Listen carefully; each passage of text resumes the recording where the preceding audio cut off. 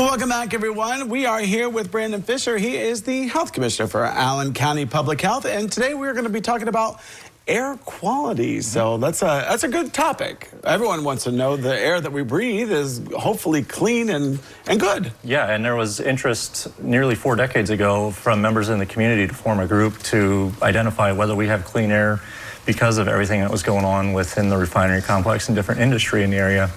There was an uprising just to see what we had going on. So previous health commissioner got groups together and brought in EPA and industry and the public and really tried to identify what we have going on. So over the course of time, we've really seen there's been some cooperation between industry and the public to identify what we have going on, and we're seeing improvements in the air quality in the area since late 80s and early 90s. Wow, that's good. That's a good thing to hear. Right. You know, when you talk about the air quality, what all goes into that report? You know, I'm sure it's more than just refineries and factories, but what else? It's really like cars when you're driving that.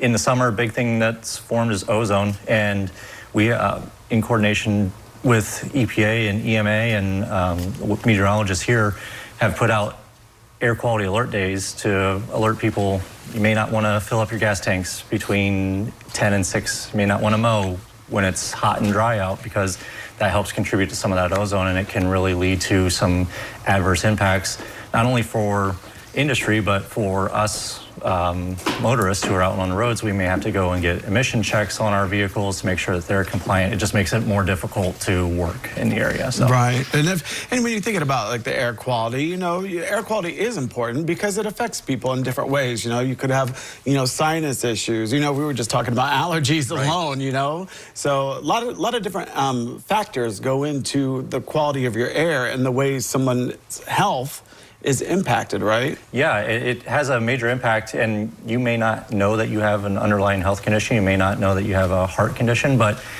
some of the fine particulates in the air can really stress you out. And we saw 2 years ago when wildfire smoke was real bad in the area, the particulate matter was high, and didn't see necessarily premature deaths, but even going out and doing yard work, you get yourself worn out pretty quick just because of the pollution that was in the air. So it's not something that's just man-made, but it could just be natural occurring items that take place, whether you have dust from harvest that's going on right now or wildfires taking place because it's so dry.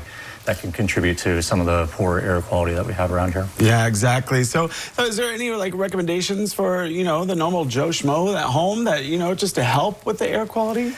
Biggest impact that individuals at home can do to impact air quality is just be aware of what they're doing with utilizing combustible materials. So you don't want to necessarily burn leaves in the fall, especially now with it being dry. It could lead to bigger fires, but burning materials can increase the amount of particulate matter that's in the air, and then that just impacts everyone nearby you. But if it turns into something bigger, then you see larger jumps in particulate matter.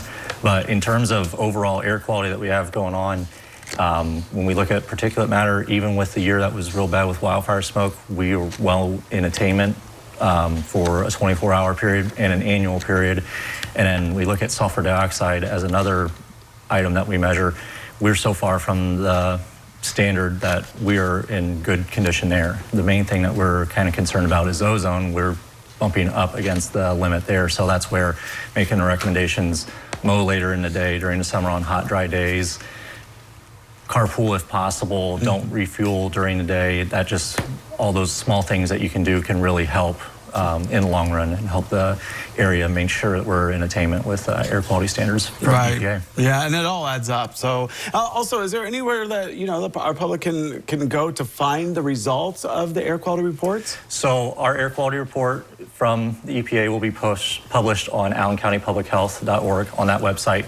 But if you want to see instant information on what the air quality looks like, airnow.gov has information. So we have a monitor just by Bath High School that measures particulate matter, ozone, and sulfur dioxide, and gives you general information of what that looks like. And then you can see other air monitors across the United States from that website as well. All right, so it's good to hear that we are in pretty clear over in our area, so that's the good. So thanks, Brandon, for coming today and explaining all that. All right, thank you, appreciate it. All right, well, don't go away, because medical news is coming up next.